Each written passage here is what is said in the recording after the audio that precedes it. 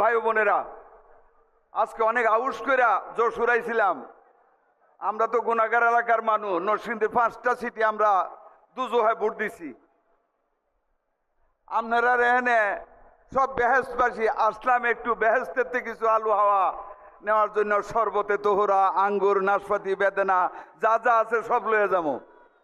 কিন্তু আপনাদের মন্ত্রী মহোদয় যেইভাবে আমাদের মাননীয় প্রধানমন্ত্রীর কাছে চাইলেন, বেহেশতবাসীদের তো পরিপূর্ণ মর্যাদা দিয়ে আল্লাহ তাআলা বেহেশতের ভিতরে রাখেন, এরপরে মাননীয় প্রধানমন্ত্রী আর কি দিবেন আপনারাই বলেন।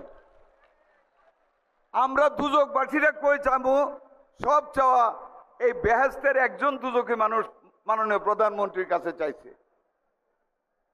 যাক, একটা কথা আপনাদেরকে বলি, যারা যে জিনিস আপনাদেরকে মিথ্যা বলে দিয়েছে, শিরক করেছে আল্লাহর সাথে শিরক করে মানে দুজকে যাওয়া।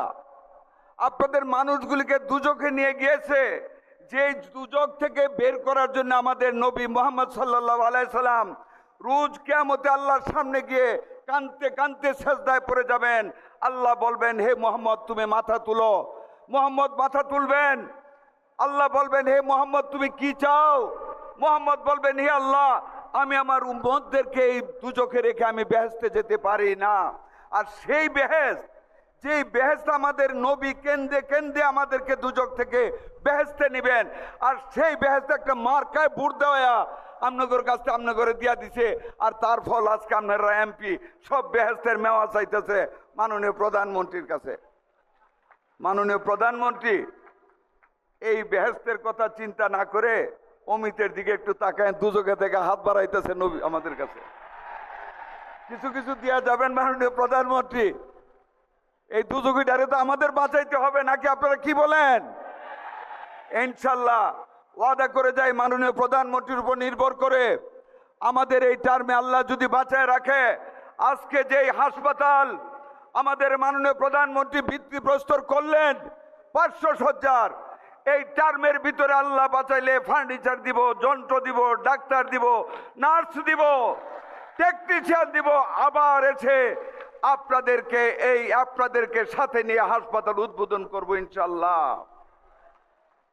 আর যারা বেহেশতের কথা বলেছে কিছুই দিতে পারবে না, প্রতারণা করেছে, আল্লাহর কাছে 2 রাকাত নফল নামাজ পড়বেন, আল্লাহ আমরা ভুল করে এদের কথা শুনে ভুল জায়গায় ভোট দিয়ে দুজকবাসী হয়ে গেছি, শিরক করেছি, হে আল্লাহ তুমি আমাদেরকে মাফ করে দাও, ক্ষমা করে দাও। আল্লাহ তুমি ছাড়া বলবেন তো, এটা 2 হাত তুলে বলেন, ক্ষমা চাইবেন তো আল্লাহর কাছে? ইনশাল্লাহ আপনারা ক্ষমা চাইবেন। আমার ক্ষুদ্র ক্ষমতা ফান্ডে কিছু নাই। ফ্যাসিস্ট আওয়ামী লীগ আর বিগত কেয়ারটেকার গভর্নমেন্ট সব শেষ করে গিয়েছে, তবু আপনাদের যশোরবাসীর সাথে, এই দুজকিদের সাথে, আর এই 5 ভাগ বেহেশতি বাদ থাক, আপনাদের সামনে এই সুইট মানসিক প্রতিবন্ধী স্কুল আর কপুতাক্ষ লায়ন্স স্কুল হাসপাতাল আমি গরিব মানুষ দুজকে থাকিয়া 15 লাখ টাকা করে বরাদ্দ দিয়া গেলাম, ইনশাল্লাহ ভবিষ্যতে আরো দিব। মাননীয় প্রধানমন্ত্রীর কাছে সবিনয়ে অনুরোধ রাখলাম, অমিত অনেক কিছুর কথা বলেছে, যতটুকু সম্ভব আপনাদের দিকে তাকিয়ে মাননীয় প্রধানমন্ত্রী দিবেন, দেওয়ার জন্যই এসেছেন।